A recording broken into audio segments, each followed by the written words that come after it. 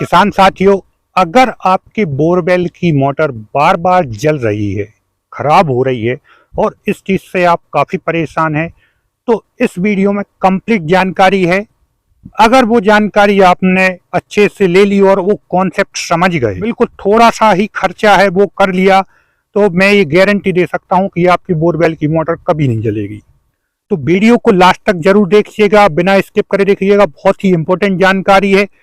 क्योंकि बोरवेल की मोटर अगर बार बार जलती है तो हमें को रिपेयरिंग करवानी पड़ती है, जो जिसका खर्चा तो ज्यादा होता ही होता है, लेकिन साथ में बार बार निकालना और बोरवेल में मोटर डालना ये बहुत महंगा पड़ता है हम किसानों के लिए।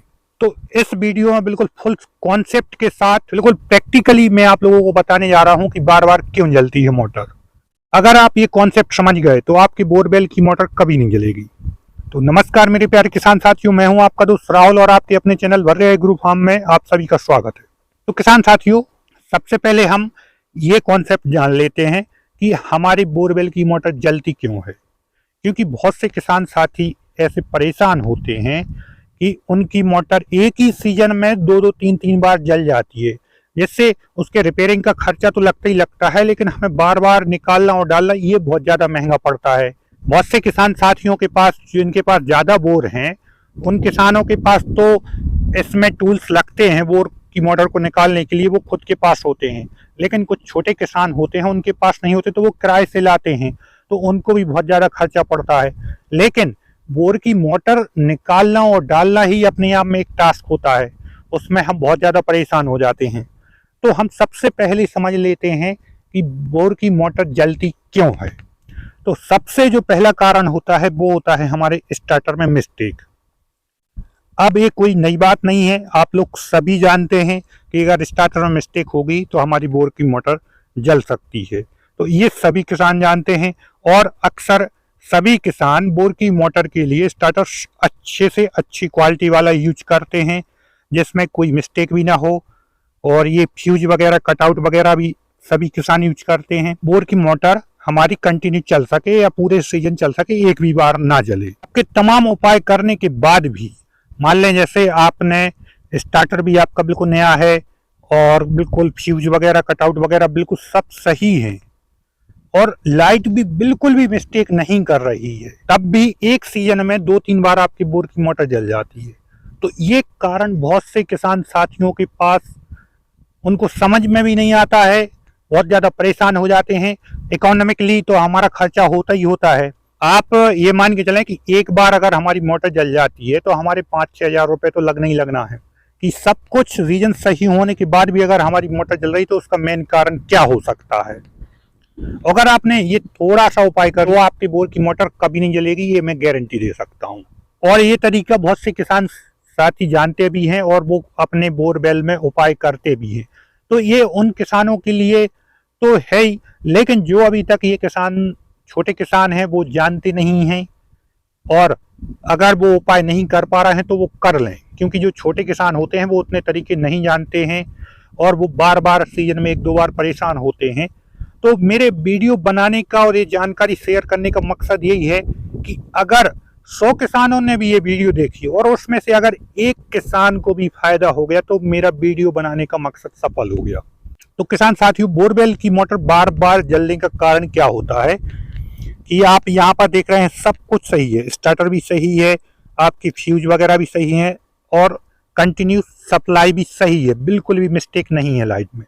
लेकिन आपने कभी कभी देखा होगा कि चाहे मौसम खराब हो जाता है या ज़्यादा जैसे हवा चलती है, जिस वजह से जो लाइन होती है उसमें ऐसे इंस्ट्रूमेंट लगे होते हैं कि जो ऑटो कट ऑफ होती रहती है। मतलब कुछ देर के लिए अगर शॉर्ट सर्किट होता है तो लाइन चली जाती है और बमुश्किल 30 सेकंड या 1 मिनट के अंदर ही लाइन आ जाती है। तो जो आपका ऑटो स्विच लगा है वो हमारी मोटर को तुरंत स्टार्ट कर देता है, जिससे हमारी मोटर स्टार्ट हो जाती है तुरंत। और मान लें आपकी जो पाइपलाइन है वो 2000 फीट दूर गई है और जो पाइपलाइन का हेड है वो आपके मोटर के बेस से थोड़े ऊंचाई पर है। और ये अक्सर ऐसा होता ही है, क्योंकि अगर पाइपलाइन जब भी थोड़ी लंबी जाती है तो जो पाइपलाइन का हेड होता है, एंड पॉइंट होता है, वो ऊंचाई पर होता है। और क्योंकि आपकी पाइपलाइन भरी होती है तो जो पानी होता है वो रिटर्न आने लगता है। रिटर्न आने से वो बिल्कुल डायरेक्ट वापस जाने लगता है। अब आपकी लाइट जाने से मोटर बंद हो गई और जैसे ही पाइपलाइन में उसी प्रेशर के साथ पानी रिटर्न आएगा, आपकी मोटर उल्टी घूमने लगती है। और लाइट आई मुश्किल से 30 सेकंड या 1 मिनट में, जैसे ही लाइट आएगी आपकी मोटर स्टार्ट हो जाएगी। जो स्टार्टर में ऑटो स्विच लगा रहता है वो उसको स्टार्ट कर देगा। तो उस टाइम मोटर पे बहुत ज्यादा लोड पड़ता है।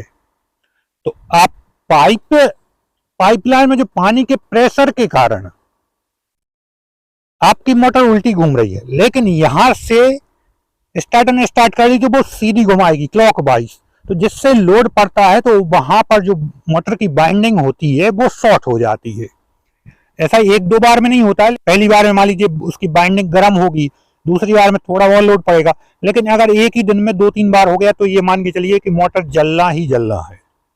बाइंडिंग शॉर्ट हो जाएगी, जिससे आपको फिर से मोटर की रिपेयरिंग करवानी पड़ेगी, नई बाइंडिंग उसमें डलेगी। तो इसको हम बहुत ही अच्छे तरीके से बिल्कुल मैनेज कर सकते हैं। जो रिटर्न का पानी आ रहा है उसको हम यहीं पर रोक दें तो बहुत अच्छा रहेगा। जैसे अब आपकी मोटर चल रही है, पानी जा रहा है, लेकिन जैसे ही मोटर बंद होगी यहाँ पर एक हम चेक बॉल लगा देते हैं। ये आप देख सकते हैं लगी है चेक बॉल। और जैसे ही मोटर बंद होगी तो यह रिटर्न आएगा तो ये चेक बॉल यहाँ पर बंद हो जाएगी। अब ये चल रहा है। अगर आप लोगों को इसको कॉन्सेप्ट समझने में प्रॉब्लम आ रही हो तो मैं इसको खोल के भी दिखा सकता हूँ कि क्या कॉन्सेप्ट है। बाकी एक देखिए आप चेक बॉल एक डायग्राम के माध्यम से देख सकते हैं कि एक बासल लगा रहता है। जैसे ये रिटर्न आएगा उसको ऐसा क्लोज कर देगी, मतलब जो रिटर्न का पानी होता है वो यहीं स्टॉप हो जाएगा, अंदर नहीं जाएगा। अब दोबारा से अगर जो लाइट आती है और मोटर स्टार्ट होती है तो कोई दिक्कत नहीं, पानी फ्लो में अपना चला जाएगा। लेकिन अगर वो कंटिन्यू जाता रहता है पानी तो हमारी मोटर उल्टी घूमेगी।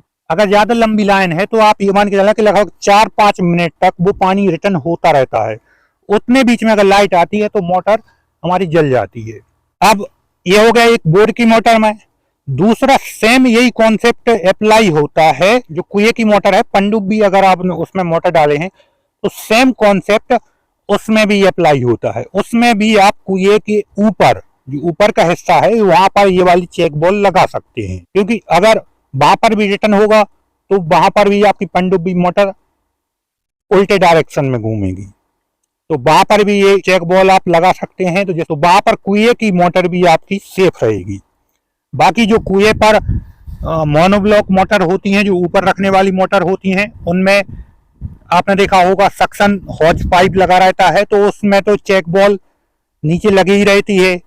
यहाँ पर आप देखिए, यहाँ पर ये 2.5 इंची पाइप जुड़ा है, उसमें क्या होता है यहाँ पर जाली लगी रहती। तो अब आप समझ गए होंगे कि मैं कौन से कॉन्सेप्ट की बात कर रहा हूँ। जो नीचे सक्शन हॉज पाइप में नीचे बॉल लगी रहती है उसी को बोलते हैं चेक बॉल। इसलिए जो मोनोब्लॉक मोटर होती हैं उनमें ये ऊपर जरूरत नहीं, ऑलरेडी नीचे लगा रहता है, तो उनमें जलने का खतरा नहीं होता।